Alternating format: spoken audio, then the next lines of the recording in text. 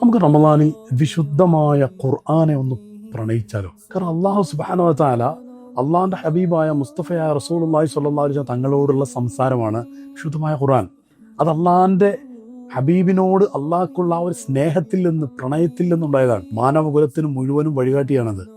ആ അക്ഷരങ്ങളിലൂടെ പലരും അര ഖത്മ്, ഒരു ഖത്മ് ഒക്കെ ഓതുന്നവരുണ്ട്. ഞാൻ പറയുന്നത് ഒന്ന് മനസ്സ് വച്ചാൽ, ഞാൻ കഴിഞ്ഞ കാലഘട്ടങ്ങളിൽ വർഷങ്ങളിൽ എൻ്റെ പ്രിയപ്പെട്ട സുഹൃത്തുക്കളോടൊക്കെ പങ്കുവെച്ചിട്ട് അവർക്ക് പലർക്കും സാധ്യമായ ഒരു കാര്യമാണ് എല്ലാ വക്തിലും ഒരു ജുസ് ഓതുക. അത് പോസിബിൾ ആണ്.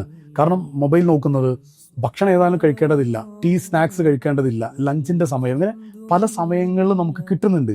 ആ സമയം ഒന്ന് ഖുർആന് വേണ്ടി ഒന്ന് ഒരു നിർബന്ധ ബുദ്ധിയോടുകൂടി മാറ്റിവെച്ചാൽ എല്ലാ വക്തിലും ഓരോ നിസ്കാരം കഴിഞ്ഞിട്ടും അടുത്ത വക്തിന്റെ മുമ്പ് ഒരു ജുസ് നമുക്ക് തീർക്കാൻ കഴിയും.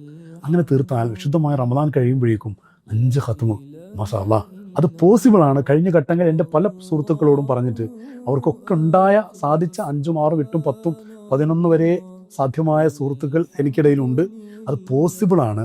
ഖുർആനോടുള്ള എൻ്റെ അള്ളാഹു, എൻ്റെ ഹബീബായ മുസ്തഫ റസൂലുള്ളാഹി സ്വല്ലല്ലാഹു അലൈഹി വസല്ലമയോട് സംസാരിച്ചതല്ലേ, ഞാൻ എന്തായാലും അത് ഓതും എന്നൊരു നിശ്ചയത്തിൽ, ഒരു സ്നേഹത്തിൽ നിന്നൊരു തീരുമാനമെടുത്താൽ ഇൻഷാ അല്ലാഹ് നടക്കും.